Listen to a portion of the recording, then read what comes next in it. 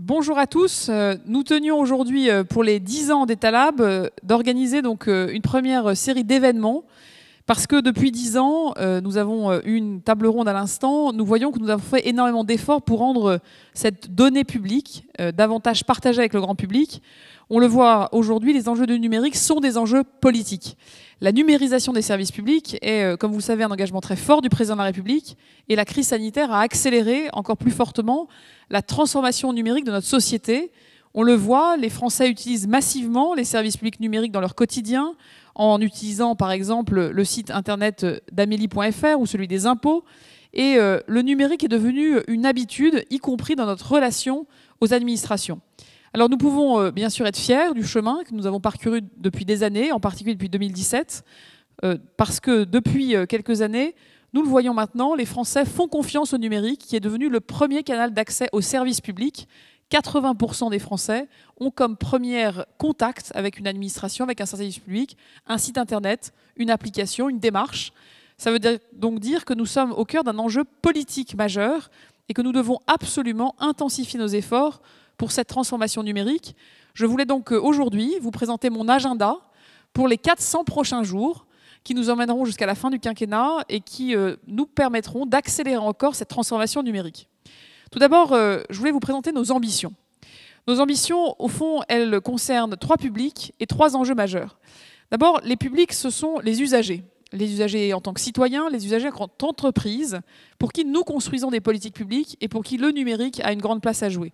Le deuxième public, ce sont les agents. Vous, hommes et femmes, 5 millions d'hommes et femmes qui, chaque jour, vous engagez pour servir les Français et pour qui le numérique aussi doit devenir une partie intégrante de votre quotidien et un numérique qui soit fiable et qui soit ergonomique. Et puis enfin, c'est la société dans son ensemble. Ce sont les acteurs de la démocratie, ce sont ces associations, ce sont les collectivités locales, ce sont vous, citoyens, qui avez besoin par le numérique de mieux comprendre comment fonctionne l'État. Nos 3 enjeux, c'est très simple. C'est un enjeu de qualité, d'ergonomie, de fiabilité. Ensuite, un enjeu d'ouverture et de transparence. Et enfin, un enjeu de souveraineté, parce que nous avons dans cette matière également des enjeux de sécurité, d'appropriation de nos propres destins. Et le numérique, là aussi, a un rôle important à jouer. Alors, qu'est-ce que ça veut dire pour les usagers? Que visons-nous? Nous visons donc de la qualité. Qualité, ça veut dire des services publics accessibles partout, tout le temps, notamment sur le téléphone mobile. Nous visons à faire du bon numérique, c'est-à-dire avec un taux de satisfaction des usagers qui soit au-delà de 80%.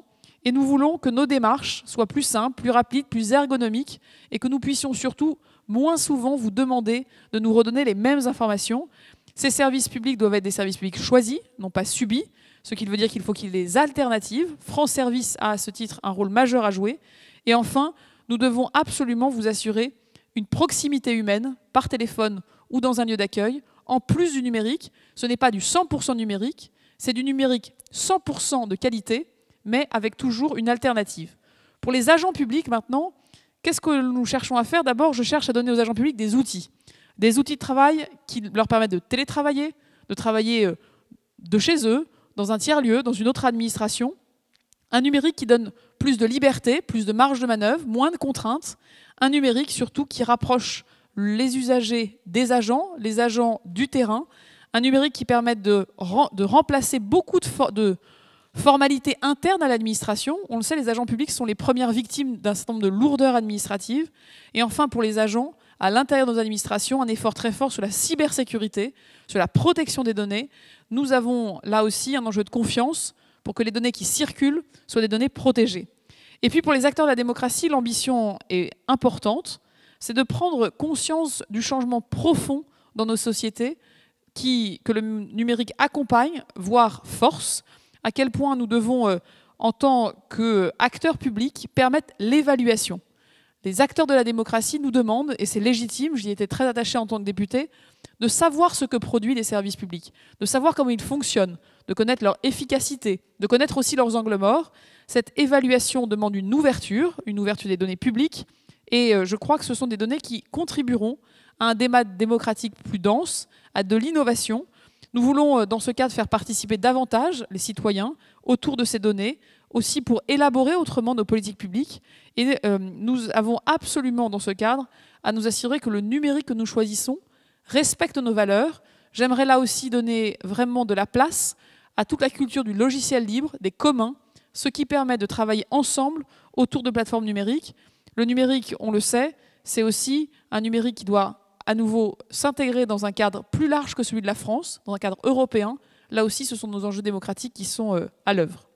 Alors, une fois qu'on a présenté les ambitions de qualité, d'ouverture, de souveraineté, une fois qu'on a présenté pour qui nous travaillons, les usagers, les agents, les acteurs de la démocratie, je voudrais rapidement vous présenter les grands chantiers qui sont devant nous pour les 400 prochains jours.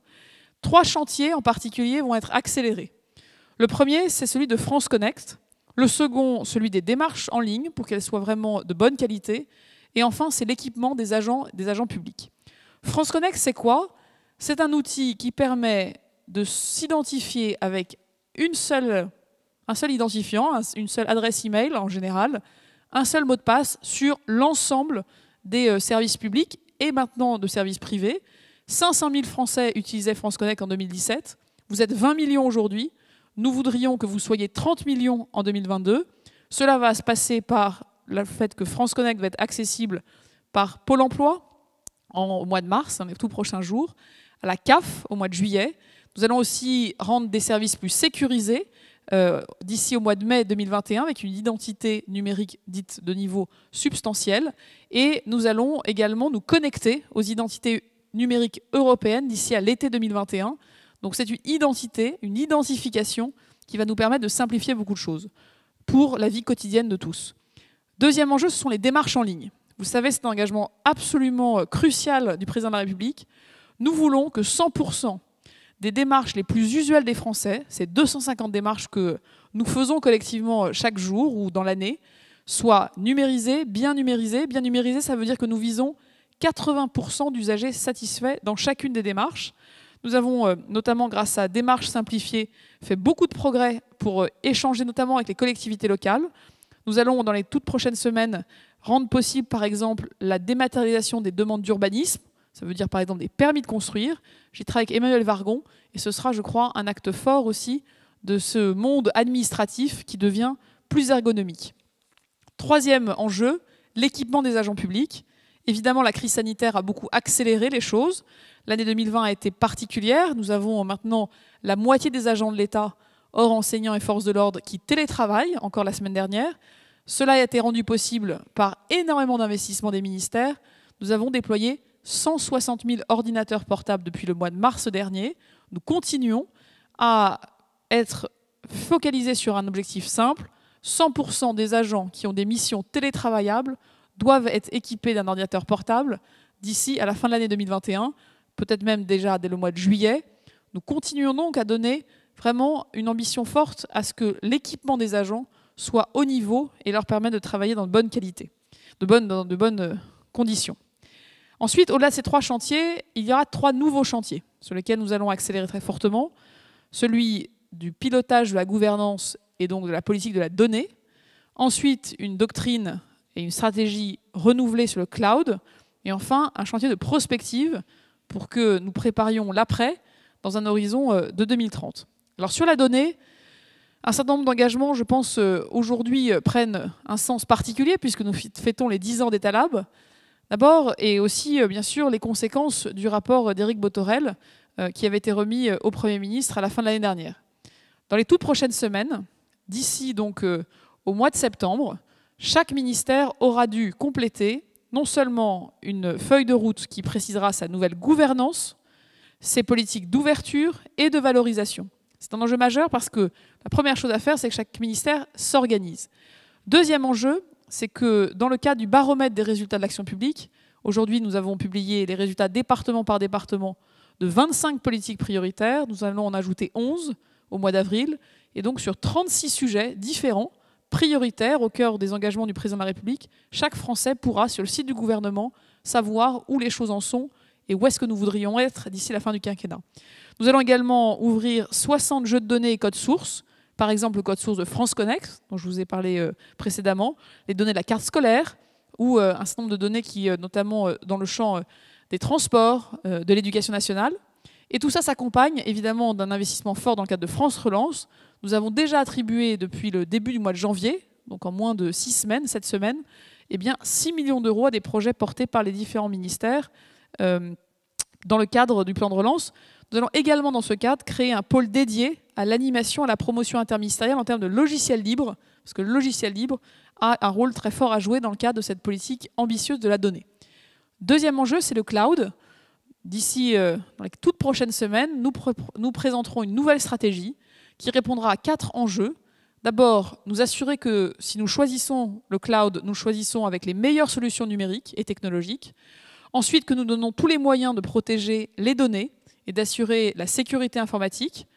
Ensuite, que nous assurons la souveraineté numérique et notre autonomie de décision, notamment face à des lois extraterritoriales que les Français n'ont pas à subir.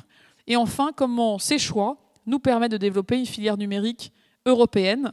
Ce sera donc des annonces que je pourrai vous faire dans les toutes prochaines semaines. Troisième pilier de notre travail dans les semaines à venir, c'est de penser le numérique public de demain, celui de 2030. Nous avons à réunir toutes les disciplines, des philosophes, des sociologues, des scientifiques, à faire des scénarios de manière rigoureuse, des scénarios de prospective, sur les différents tournants ou virages que pourrait prendre le numérique dans nos vies, mais aussi du coup plus largement dans le domaine public. Tout cela, bien sûr, la France le fait fortement, l'État le fait bien sûr avec d'abord les collectivités territoriales. Vous le savez, dans le cadre du plan de relance, c'est 88 millions d'euros de mise à niveau numérique des collectivités que nous investissons aux côtés des collectivités territoriales. Et puis c'est aussi le lancement d'ici au mois de mai de notre nouveau programme de collaboration, qui s'appelait autrefois Décante. On va lui trouver un nouveau nom pour relancer son ambition et passer d'une logique de partage des bonnes pratiques à une véritable logique d'ambition et d'usage vraiment pensé ensemble, d'investissement collectif pour accélérer. Deuxième volet partenarial, c'est bien sûr la société civile internationale et donc l'élaboration de notre troisième plan d'action pour un gouvernement ouvert. Et puis troisième enjeu, c'est la présidence française de l'Union, enfin du Conseil de l'Union européenne en 2022. Il est pour moi essentiel que ce que la France fait depuis 10 ans, sur les domaines que je viens de citer, également de souveraineté, de qualité de l'ouverture, d'ergonomie de nos démarches, soit placé au cœur de notre feuille de route. Voilà, c'est bien sûr sur ces enjeux-là un travail interministériel qui embarque évidemment les services et le travail quotidien de Jacqueline Gouraud, de Jean-Yves Le Drian et bien sûr du président de la République qui pilote et chapeaute la présidence française de l'Union. Tout ça, ça demande des moyens. C'est un effort majeur, un effort financier. 1 milliard d'euros consacrés à la transformation numérique de l'État et des collectivités dans France Relance. C'est aussi un effort de ressources humaines, de recrutement. Et donc, j'aurai à vous présenter d'ici au mois d'avril une feuille de route extrêmement ambitieuse et précise sur la manière de créer une vraie filière du numérique dans nos procédures de recrutement, aussi d'apporter des perspectives de carrière renouvelées à ceux qui nous rejoignent au sein de l'État pour travailler sur les enjeux numériques. Vous le voyez, l'année 2021 sera une année d'action, une année d'ambition, une année d'accélération. Et je compte donc sur chacun d'entre vous pour nous accompagner. Et je vous remercie pour à la fois votre soutien et votre attention.